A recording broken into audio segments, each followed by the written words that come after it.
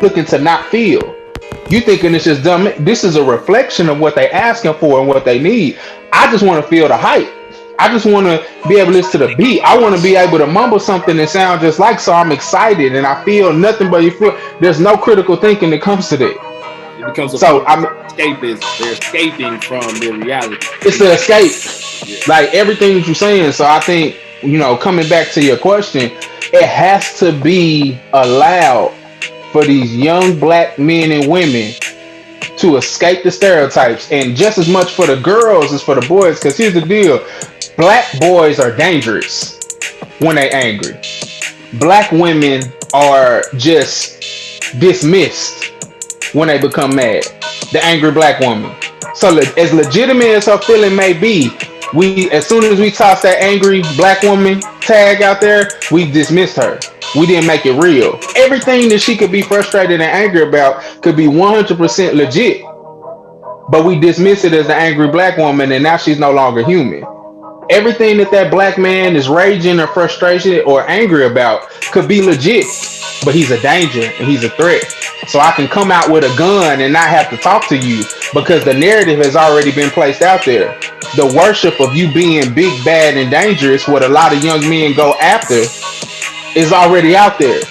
So you're actually being more harmed by the narrative that's being placed out there, the condition of the other people's mind, than what you actually got going on inside of you. That's just the next step. So making a safe place for a young man to be able to come out and be vulnerable and be afraid, which everybody can't do, understandably, but that don't mean that we stop. We got to start creating those safe places. We got to start talking in safe places where young men, young women can come and talk about these issues and really get what they're looking for. And I think that's one of the most important factors when we come to talk about the content that you were talking about, that fear content. Be afraid though. I think it's damaging when you show the fear content. I think the psychological issue mostly is when you left with the fear and you never get to express it. There's no remedies that come with it. There is no support. I don't give you open mic nights to talk about the experience that you had with the police. I don't allow you art opportunities to get that mess out of you. It's that toxicity of having to hold it once you see it. Up until this point, that's been non-existent almost in most communities. I mean, what you talking about, open mic night, things like that. The things you doing are, like I told you, man, when we had a conversation, you a pioneer. He a pioneer because when I grew up, bro, like I didn't have, like I didn't, the things that I experienced, I didn't feel like I just had somebody I could just let know all of this stuff without them being like, yo, don't use the excuse. You know what I mean? Like don't. Yeah. You know what I mean? Like that's where I would have got. Regurgitating what was told to them. Right. So that's something that I feel like, man, it is huge. Man, I'm so happy every time I hear you talk about, the things that you're trying to do with these young men, because it is needed, it's paramount. And huge. For real,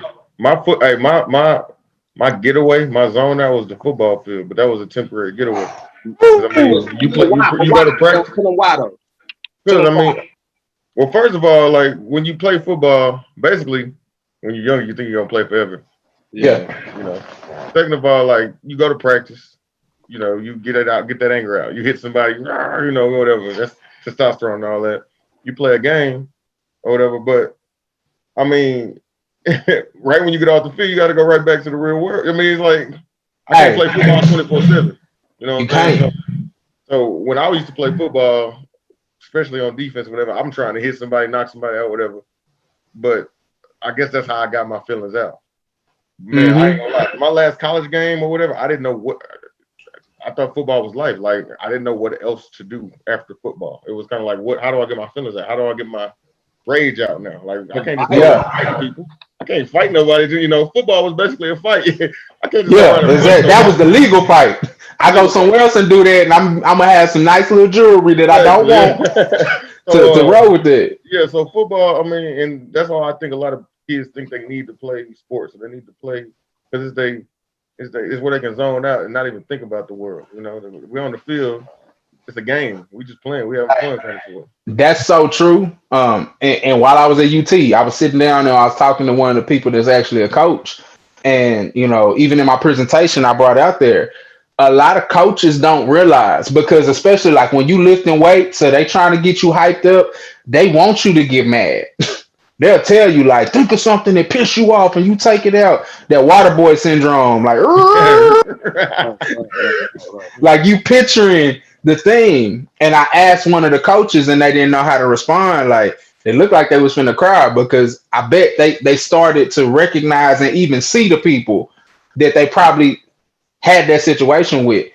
But I said, how many times has a coach told a kid to think about something angry, and they're utilizing their undealt with molestation to get that weight up? Like, you literally asking that kid to put his rape on replay in order to get that up. And the fact that that's undealt with, what happens?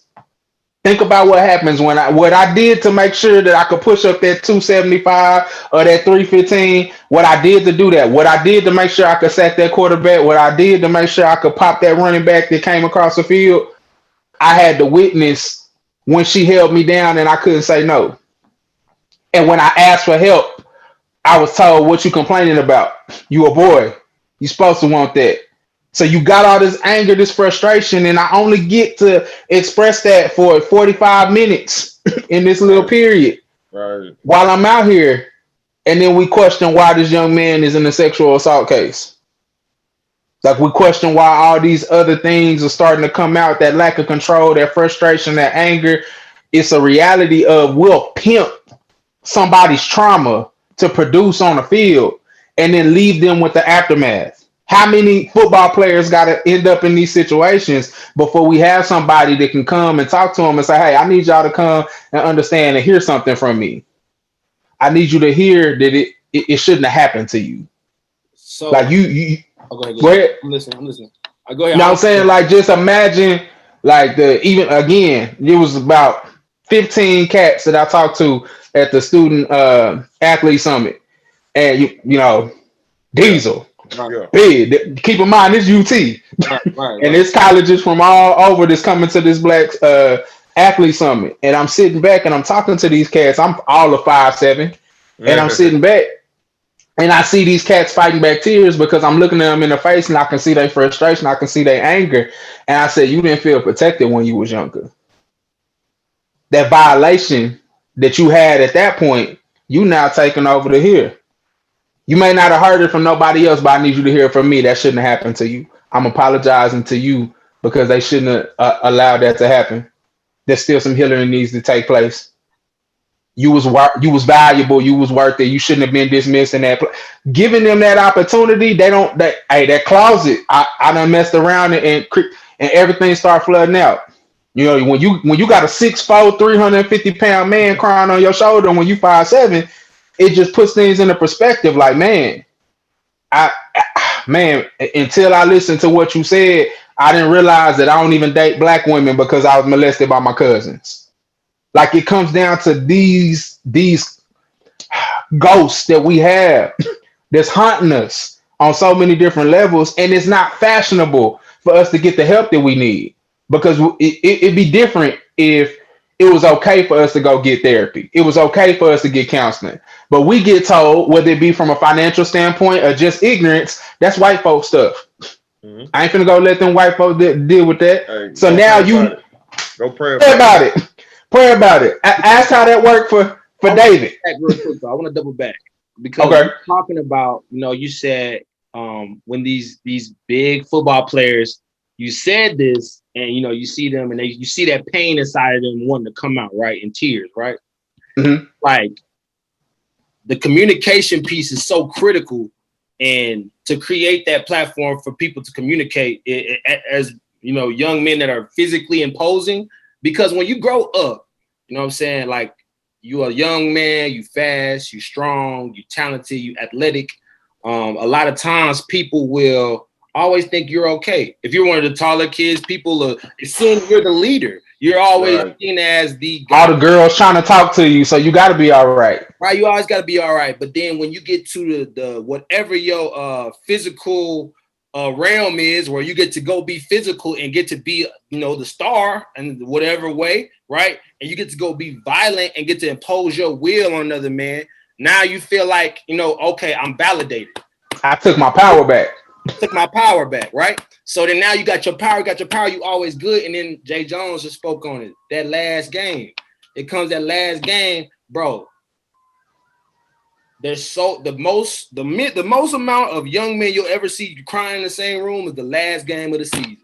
Of any sport. Because they know that now that physical realm of where I get to go and release all my frustration, it's like, what am I gonna do now? You know what I'm saying? It's like, how am I gonna deal with the trauma now? Like, it's like, what do I do? Now it's a lot of times they turn to that. A lot self-medicate. They self-medicate. Get that drink. They do all types of stuff, man. Self-medicate. They go into womanizing. They go into types of trying to keep that status of I'm the man. It's a lot of different things that happen when you like you say you fill that closet up, you close that door, and I think it's a culture that it does need to have an opportunity more. So like the sports culture for us, like we need more of our athletes to be able to go and open up, because a lot of times the best athletes are the most quiet. They don't talk the most because they got the most back there. They got the most back there in that closet. That closet, they about to bust, and they don't want to say nothing. They can't even speak. They just go. Hey, my grandpa said, loud folks will beat you up. Quiet folks will kill you. Hey, you don't know. You know when you see that one person that's just quiet and they don't say nothing, and you want to know what the real. This is what people understand. You want to know the real telltale sign that they might take your life is when you say something that should piss them off and they hit you with a run. Yeah. I'm trying to tell you right now, they finna hit you with a real good water boy, and it's gonna be bad. It's gonna be a done deal. You gonna be Colonel Sanders that day. Nah, for real. And but playing defensive lineman, and like you said, like coach telling you to think of something and everything, or even just playing football, but playing like the lineman, the big 300-pound guys or whatever. I was 280 and stuff. You just, even if you got hurt, like everything was you okay. Your finger could be hanging out. Wrap it up, go play. Concussion. Yeah. I hate to say that. Walk it off. Coach, my ankle looked like it looked like a whole black watermelon. What are you talking about? Walk it off. You okay? So the coaches, they don't even think about. I mean, if they don't worry about your physical health, they're not worried about your mental. At all. So it's like, some coaches we getting better. I think as mental health is getting more important, it's getting the coaching. But back in the day, and even 10, 12 years ago, even concussions, even if you're a little, and they be like, "You good?" You be like, "Yeah, go play." So I think, yeah. So I think as we learn more, I mean, if you knew better, you do better. So as we learn more, we get more educated on mental health. I want to challenge all the coaches, to find somebody that these kids can open up to. I coached in Montana. We had a every Thursday, we called it like Real Talk Thursdays. You came in, and no matter what you did that Thursday, you came in and sat 15 minutes with the position coach, and we talked. And you can't say nothing about football. Right. And that's important. That's super important. Like, I had the opportunity to talk. I ain't gonna say what institution, but I had the opportunity to talk to a D1 recruiter, and we was having conversation. Like, really, I didn't even know who he was. It was just somebody that, they one of my partners had told me about them, and they was like, "Oh, you need to check him out." So he was really kind of come seeing me as a favor, and wasn't, how you be like, "Okay, dang, all right, I'll come shake hands," and then that little quick 10 seconds turned into a 2-hour conversation. Right. And so, I started breaking down some of the things to do with my program, start having conversation. But long story short, dude told me, he was like, "Man, you got me questioning everything about my job." I was like, "What you mean?" He's like, "Bro, when you get up to a certain level, some of these schools, they'll come and recruit somebody and tear up their whole life, knowing they're not gonna play, just to keep them another program from getting them." I was like, "For real?" He's like, "I might come get this quarterback knowing that we got 2 other recruits that's gonna play, but we just messed up his eligibility for 2. I'm like, yo. He's like, but you when you get into the mode of it, you ain't really worried about it. You help them transfer, or you stay distant from it. But when you start talking about family structure, like what really hit him is when I said like some of these coaches are the first taste of a father that these kids ever get, and that hit him.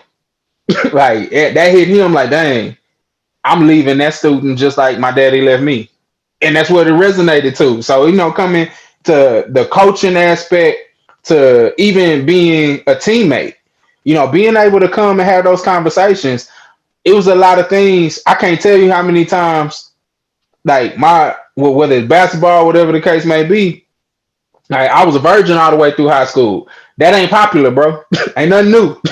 It's not popular, especially if you are able to talk to a girl and then you don't, then you scared, you a punk, they got everything that they're gonna say about you. But my whole purpose, I tell people all the time, I would have loved to say because I was, holding on to my faith or holding on to marriage because that's the right thing to do. The reality is I didn't want to bring a child into this world to ever feel like me. I never wanted a child to be able to sit back and say that I went to bed at night wanting to know why this man don't love me and don't want me. And that was the reality for me. I can't tell you how many times I had cats, bro. I'm talking about the ugly cry. I'm talking about that the dark skinned dude off the Tyler Perry movie cry. Like, yeah, like scared that they done got somebody pregnant. Yeah. Scared that this situation. I'm like, yo, whoo. But think about that pressure though on so many different facets, and that opened the door for a lot of cats to come talk to me because I didn't look down on them. Even they could have made fun of me before. I don't care if we were talking about Kobe. They'd be like, shut up, you a virgin. Like, man, what they got to do with Kobe? Like, like it don't matter. They just hit me with it. But, at that same people, they would come back. And, we had conversations and, they talked about some stuff that happened to them. And I'm like, dang, I thought I was the only one that experienced that. I think that's bad for us, too. Sometimes we hold our stuff in because we like, nobody else is going to understand. And it's that same cat that you talking about, that alpha dog. That brother that go out there and seem like he just whistle a little bit and he just got the whole trail of females running behind him. That's the most broken dude on your campus. And it don't seem like it would be that way. But I think it's important for, like you said, creating that environment. Like, that's beautiful. Y'all take that 15 seconds. Don't tell me nothing about football. I don't care if we're talking about folklore dancing. If that's what you're really interested in, that's what we're going to talk about. And I think that's an important component because what you're doing with that is you're humanizing them outside of what they do.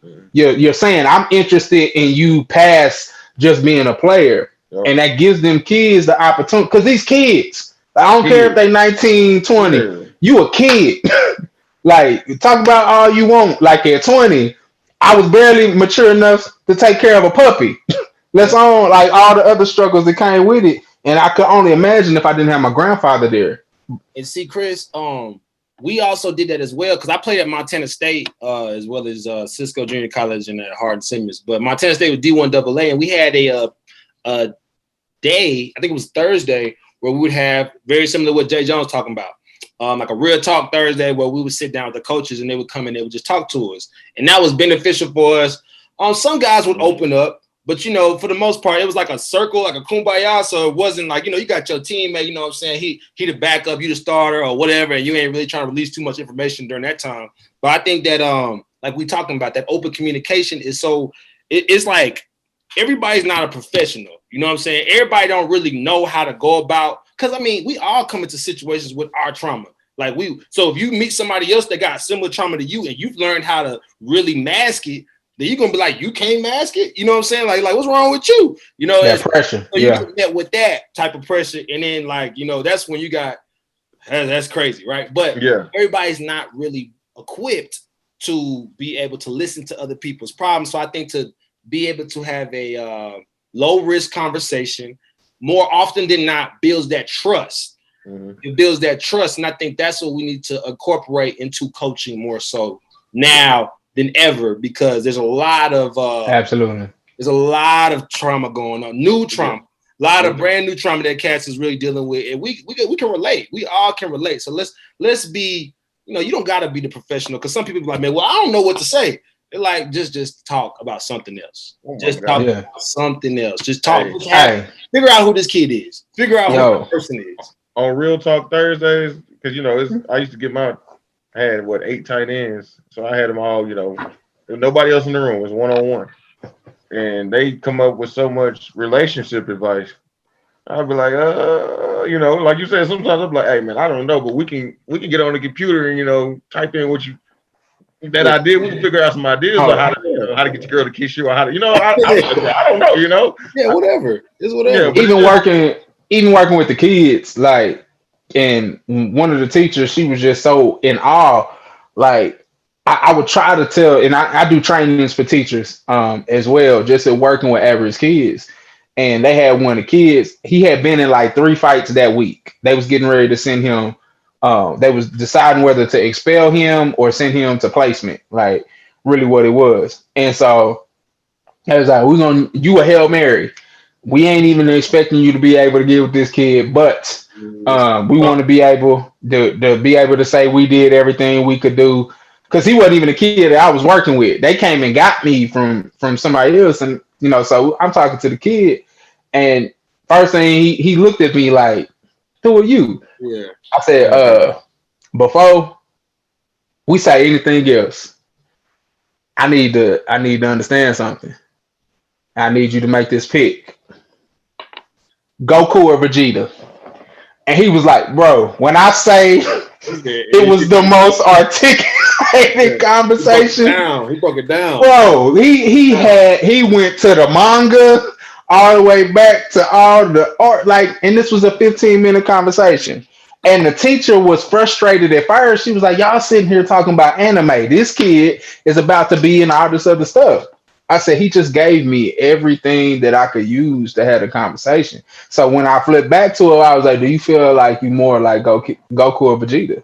He's like, man, um, I definitely relate more to Vegeta. I feel like I got to be the man. I can't let nobody punk me. I got like, oh, okay. So we started talking out there. I was like, give me an example of how that plays out. He's like, oh, well, I can't let nobody think I'm scared. So sometimes I start fights with people just to intimidate somebody else that may be able to whoop me, just because they ain't psych. He was smart enough to understand that if I whoop somebody that may be able to beat me or be afraid because they saw this, because everybody ain't built that way. And you talking about middle school, bro.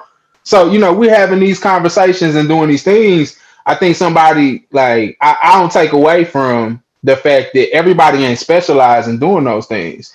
And it's not one path to things, having that opportunity to have a conversation, knowing how to come in and out.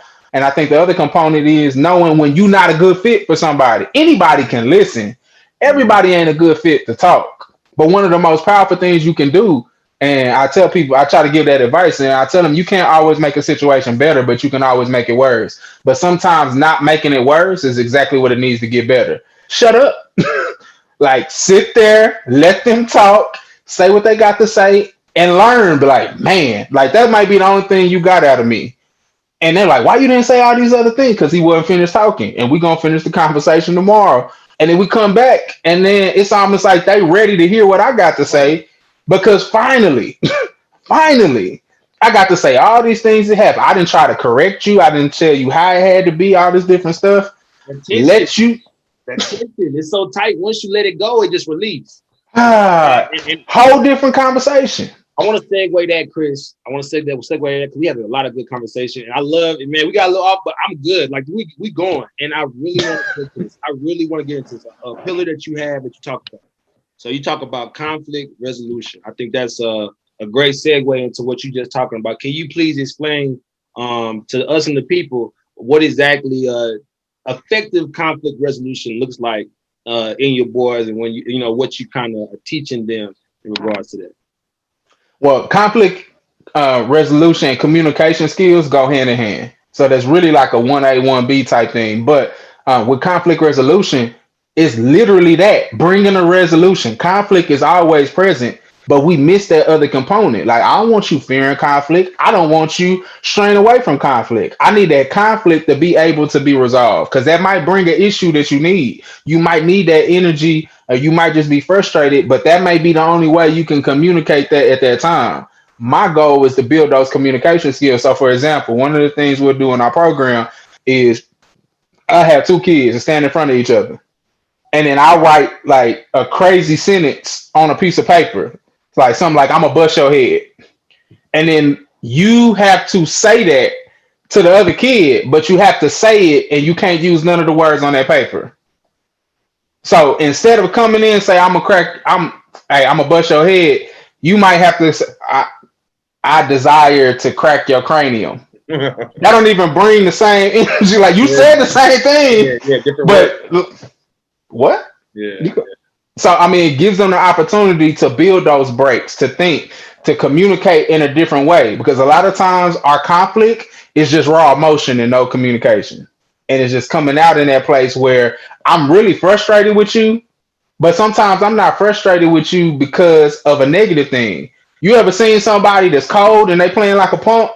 Like if you don't shoot, shoot. Quit acting like you like, and you come so aggressively.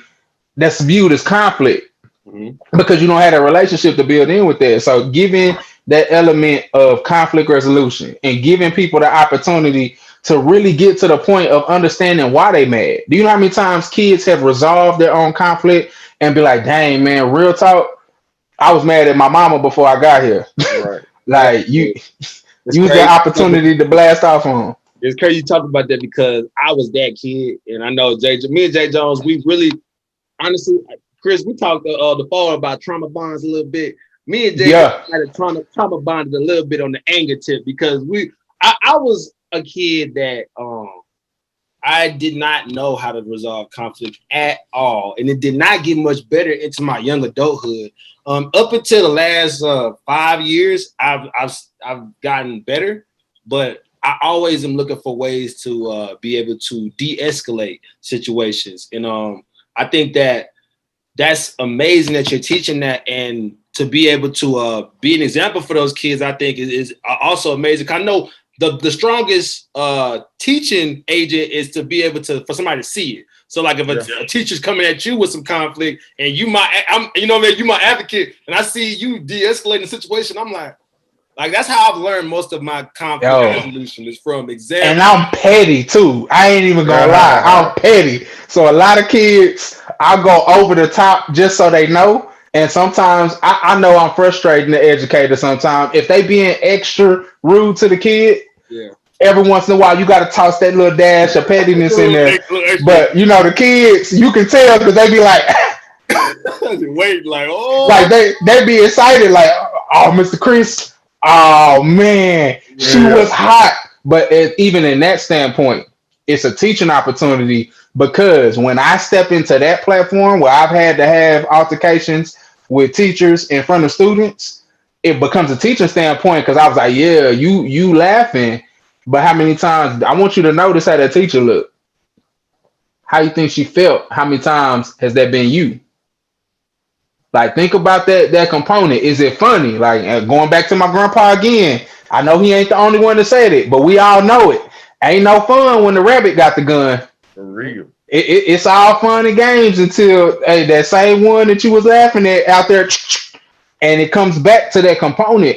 It is a continuation of the process, building empathy within communication, understanding, really coming back and saying like, okay, this not only is this what it looks like to do things right, this is the damage that can be done when you do things wrong. So you come into that place of being able to give them that chance. But I think the most powerful tool that you can have, if you can bring a level of correction without blind judgment. I can't tell you how many times I see people come in and try to work with kids, and their only focus is getting the kid to see where they were wrong. Yeah. There's no understanding of where the kid come from. Just like, I brought up that young man with the Vegeta and the Goku. He has some mad legit points. Like even with some of the things. So because of that, I was able to go back and ask some of the teachers questions, and they were like, oh, I was like, did you realize that, when you say this certain thing, when you start talking about your family or you start talking, and I understanding that that's free for you to do, but some of the things that this particular kid was getting triggered by was them talking about family vacations. was talking about the things that they was going to do, family events, all this. You talking to a kid who has been to see more CPS placements than he has vacation.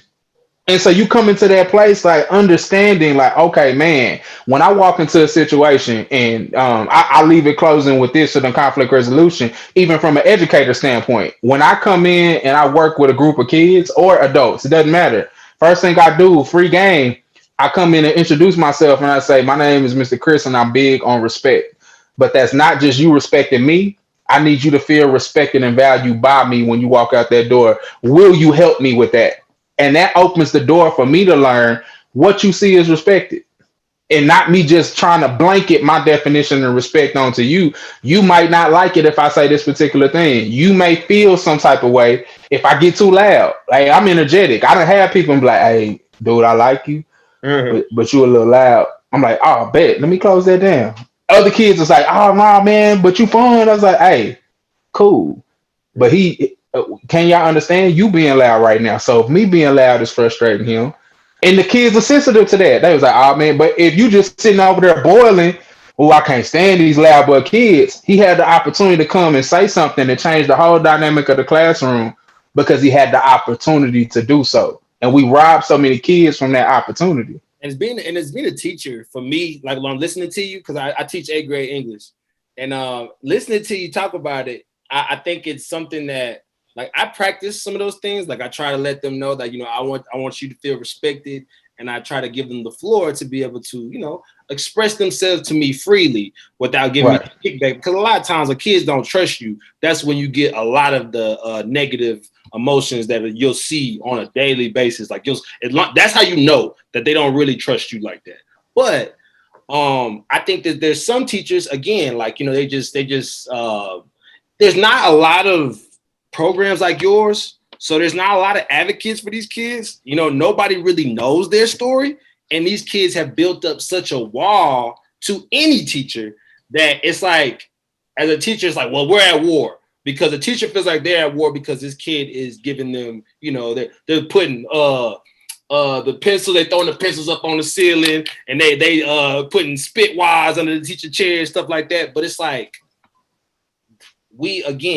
listen, find a way and that's anybody. If you got any conflict, I believe this is the best thing that's worked in my life. Find a way to get them to talk to you and you can just listen. Just find a way, create an opportunity for somebody to just talk. Just create it. Even if, you know, they can't stand you. You know, this kid cannot stand you. Just allow them to talk. Somewhere, like you said, with the Goku and Vegeta, allow them to talk. Because a lot of times we don't allow them to talk because you're right. We come in trying to correct. We're trying to overcorrect. Like this kid just ain't doing right. But you never let that kid talk. You never Can I add one thing to that? Yes, sir. Don't be afraid of silence. Yeah, sometimes silence is your most powerful tool. And I tell kids a lot of times, silence is the loudest thing on earth. But sometimes that silence is what allows them. And I'm full of stories because I'm constantly working with kids. But I had a kid when I was behavioral specialist at middle school, and I'm sitting there and they done brought the kid to my office and I'm doing my emails and stuff that I had sent out before I go. And the teacher was just done. She just walked in. She looked at me like, she's like, I can't. Chris, I'm trying to do what you asked. I didn't write no referral. Yeah. You better come get him. Like that was, she said all of that and never parted her lips. And so I was like, he can sit right there. Yeah. I don't know this kid. So he come into the office and he riled up. So I'm sitting on the computer and he comes like, man, I'm not going to ISS. I was like, nah, I ain't. What? You gonna try to suspend me? Nah. You trying to send me to rack? You gonna try to send me to rack? I was like, nah. Man, I'm just gonna leave. I was like, understand this. My request is that you don't walk out that door. Because once you walk out that door, I have no authority for anything else. I understand if you go, but I'm just telling you, it's whatever you saying in here, that I control that. But once you walk outside that door, I'm done. So, snatched his little backpack, went to the door, closed the door all hard, and then came back. He just full of energy. So he done sat down 2 minutes. Like you said, he tapping on everything he can. And then finally he just exploded. Man, what do you want? What do you want? I said, I'm so glad that you asked. I said, my genuine desire is to know that you valuable to me, whether something coming out your mouth or not. Yeah, I went back to the computer. Like, he was like, man, I'm sorry for yelling. And it just that, like you said, that tension, Mm-hmm. it gave him that opportunity to mess up, to not do the things the right way, but to experience grace, to Mm-hmm. experience patience. You can talk about these things all day, but what happens when we preach patience and we never show it, Thanks. especially in the place where it's needed most? So, exactly what you were saying, me being able to sit back and not say nothing other than, hey, you valuable to me, whether you speaking or not. Because sometimes that pressure comes in, I got to get you to talk. No, I don't. I gotta be in your presence, and I gotta my goal is to make sure that I value your presence, however you bring it. So you come in here quiet, whatever the case may be. In that same situation, I've had students that they was showing out, whatever the case may be. I know they don't, and this is me, my intuitiveness. I know they don't like confrontation because everything they doing is without eye contact. So they'll say something loud to do what over here, try to be dismissive. So guess what? I come over with a little sticky note. Hey, real talk. I need your help. I want to make sure you don't feel embarrassed. But what can I say to you for you to be quiet? Because that's what I need right now. And put it on his desk. Walked off. Wrote a dissertation back. Like, oh, I appreciate you saying that. La, la, la, la. A lot of times people don't even take time. I'm like, oh, god dang, I ain't got time for that. But we're gonna come back to that later. So come back and just do that. But giving people the opportunity to be heard, giving the opportunity for what they express on any form of fashion to be valued is one of the most powerful things that you can do as an educator. And that's probably one of the things that we miss the most because all of this pressure, cookie cutter motion, I'm coming in and I'm demanding respect. But how many times have you really sat back and realized that kid that you demanding to respond a certain way, they just got finished watching their mother get her head beat in and drug across the kitchen floor. And right before they walked in and before they could leave, the mom come up to him and said, don't go in there and tell those people our business. And here you come trying to make them talk. And they got all this chaos going in their head. You know what they know how to do? Flip a desk and get out that room. Yeah. Even if it come with a punitive measure. I know how to get out. And there's a lot. You got a melting pot. Whenever you're in front of a lot of people, and whether it be kids or that's adults, you got to understand that you're in front of a melting pot of experiences, and you can't go trying to attack everybody the same way in regards to your communication. And I think that takes that time to step back. You guys take a step back in the communication, allow this to kind of take place. Use your experience. Like, okay, I've seen this before. Because we've seen, educators, we've seen a lot. Like, if you work with kids, you've seen a lot of different types of kids, and you probably can identify with a little bit of it, but you just so forthcoming and you so concerned with pushing the lesson and making sure that making sure that everybody's quiet. Yeah, the teaks. That's all you think. Your mind teaks as soon as you walk in the classroom. But these kids don't care about teaks. They don't care about none of the exponential notation. They don't care about, literary nonfiction. They care about, just being able to eat, hanging out with their friends. Right. Somebody they could talk to. They care about, the social media world. They got a whole different world going outside of what we, Like we gotta step back and just allow that to take its place, and then you fit in where you can fit in. I think that's important. But That's 100. And another thing that's important is to not get trapped in physical appearance, because I think a lot of teachers miss the opportunity to help a kid because they can't get past the fact that they got new Jordans. They can't get past the fact that they got an iPhone. A lot of time that iPhone ain't got no service. It's the newest bad boy. Yeah. But they sitting back on Wi-Fi only. But the reality is those the kids that may not have ate. Yep. Those the kids that like, they doing this, but they might not even have residence. No, you got a whole generation of kids that surfing from couch to couch, borrowing each other's clothes, trying to come in and look a certain way. And then you wonder why they respond the way they do. Some of these kids just ain't had the opportunity to take a shower in a couple of days. So they banging on everybody else, making them fearful that you say something to me. Oh, I'll make sure. You know how I know you ain't gonna say I stink? Because I've been on your forehead, your nostrils, your eyes. You I've scared been of me. on the lips. You Hey, scared I of me. wish you would come say something about me being like they done pre-planned this before they walk in the classroom. I wish you would say something about me being musty and your knees look like a struck match. Like they Yeah. ready to come in and get the blasting. And it's But not because they want to harm anybody else. They're trying to lay down that gauntlet to try to prevent. Hey, you don't come mess with me because you know I'm ready with the jokes. Yeah. yeah, Insecurities get covered with designer fashion. Put on some, Woo! put on some designer. yeah. Yeah. Yeah, that's big in our community too, boy. Everybody got the jokes, you know what I'm saying? Everybody, boy, you look like a but it's really Insecurity, man. insecurity, you know what I'm saying? You're Yeah. protecting yourself because Don't you talk about it's me. fragile I'm in there ready. now. And once you get the cutting on it, it's like, oh, I'm on your head, boy. Like I'm I'm finna on your head. yeah, Hey.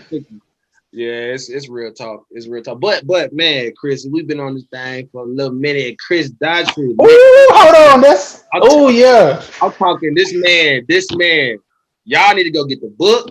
You know what I'm saying? They got more in the book. Y'all need to tap in with his social networks. Chris, go ahead and let the people know everything you got going as far as social media is concerned so they can follow you. And I'll put that Absolutely. as well. FB to G mentoring. That is the Instagram. So FB to G mentoring. Chris Daughtery on Facebook. From Boys to Gentlemen on Facebook. The Twitter is boys. Uh, it's just Boys to Gentlemen on there because you know it can't be too long. So I had to leave the from off. So it's Boys to Gentlemen on Twitter. Other than that, you know, hit me up on LinkedIn, Chris Daughtery, and really that's just a focus. And then of course the YouTube. The YouTube is a real focus. Go subscribe. It's C.CDAUGHT. Come bless us with a subscription. Hit that like. Let's share some of this content so we can really start impacting. What's the title? Absolutely. What's the title to the And book? I gotta leave out there now. What's the title to the book? I'm looking it up right now. I'm on Amazon. From Boys to Gentlemen. Gotcha. That guy. Grab that bad boy. Let's have, and also the first chapter is on the YouTube channel, so you can just type in "From Boys to Gentlemen." That'll bring up the first chapter of the book. And ladies, don't let the book, yeah, There we don't go. let the book title fool you. There we go. It is just as much for the ladies as it is for the boys, and I need that to be understood clearly because there are no boys without a female. So this is a complete package that we're talking about. So that's our major focuses, and I'm laying out my invitation now. I gotta have y'all on Share My Mic. I absolutely love what y'all doing. Thank y'all for y'all's platform. I'm gonna make it through the rest of the episodes. I done got two of them bad boys in so far. I'm gonna catch the rest of the episodes. I'm gonna be make sure to share those. But thank y'all for allowing me to be on your platform. I love what y'all doing, and we're gonna have plenty of conversations on and off the screen. But y'all stay encouraged and Hey, keep me posted. Absolutely. hey, and we do need to start a accountability group, whatever you want to call it, a group chat, whatever they say, Yeah. and get everybody number. Hey, good morning, whatever, you know. Hey, I'm Hey, doing let's this. get it started. Y'all look out for Consistency is me. key. Yeah, yeah. I'm doing an event. You do this. You hey, can y'all help? Whatever. All right, we can start there too. Jay Brother, Hey, Jones, I'm with though. it. Jay Jones got a question for you before you bounce up out of here, though. I Okay, do what's have a up? question. I do ask everybody this question. I do have a question. What's on the playlist, man? I always when people tell me stuff, I ain't gonna lie. You tell me something new, I download it today. So what you listening to? What's on your playlist? What you been jamming? Man, really, like I done fell off the music scene, and I really been trying to listen to Podcast. podcasts. Look, I'm about to say that's Oh, okay. We say that Podcast um, too to the now. same I'm thing. We be let's get to it. Uh, Closet things. look at the Dominic first Green. podcast I pulled. Look at the first podcast pull up on my podcast. Hey, I love it. Closet things by Closet Dominic thing. Green. Um, the Dojo by my boy Darius Tramiel and Tramiel Davis. Okay. And then the other one, what was the other one? I'm gonna get beat up. I can't think of it. I'm gonna have to do a separate video on my channel. Jackson Film to shout that out. The But playback. but really, I'm loving the content, and of course, been listening to y'all, loving what y'all doing. But I think I love as much as I love music. music allows me to be numb. Music allows me to fly off, and it's cool to have that detach and everything. But it's also bad when you got stuff to do. So listening to those podcasts and engaging conversation is works so much better for me. I definitely listen to ET all the time. Eric Thomas. I saw that on your phone yeah. too. Yeah, we Yeah. all listen to him. That's the Hey, That's the GOAT. That's the hey, GOAT. That's the hey. salute. You know what I'm saying? We salute that man. We like- appreciate you, Yeah. ET. I saw it. Right there. Yeah, Yeah. like need to, man. Hey, ET. So really, that's the focus is really getting to some of the more local content. Because y'all even like I said, the video that I watched, I was talking to y'all before I'm talking to y'all. I'm like, yeah, Hey, yeah, hey. tell it. So I mean, loving what y'all doing. So please understand, I'm gonna be blasting y'all constantly. And likewise, brother, likewise, because again, when Jern told us about what you had going on, we was kind of like, man, we got to tap in. And then after seeing the YouTube, and seeing the work that you've done, man, it's phenomenal, brother. It's phenomenal. I think it's only a matter of time before the world catch on because they sleep right now. Because you spitting some stuff right now to these young men and to everybody that this is stuff that has been a long time we ain't heard it. It's been just stuff that everybody acts like it's not going on. You know what I'm saying? It's Right. important that you are using your platform, using your voice to be able to get that out. And bro, that's a blessing to you, bro, to be able to do that. And thank you for coming on our platform and sharing with us. Because Appreciate you. yeah, I appreciate y'all. absolutely. You were definitely a light. You brought a light. Yeah, You brought the light. He gonna be That's coming the back. goal. He go, hey, to the Be the Light fan, he coming back, Be a Light. Just letting y'all know. 100. That's what's 1000. up. Hey, And y'all coming to share my mic, so understand. I'm excited. We finna hit. We put it now that y'all gave me the. It's kind of like when you let somebody go first, and then you Yeah. get to do the second part. You already kind of got the feel for it, so understand. I need y'all to come raw and real when y'all hop on share my mic. It's already coming. It's straight like that. Straight like that. But Awesome. Mr. Daughtery, we appreciate it. And hey, Jay Jones, we out of here, brother. Is that?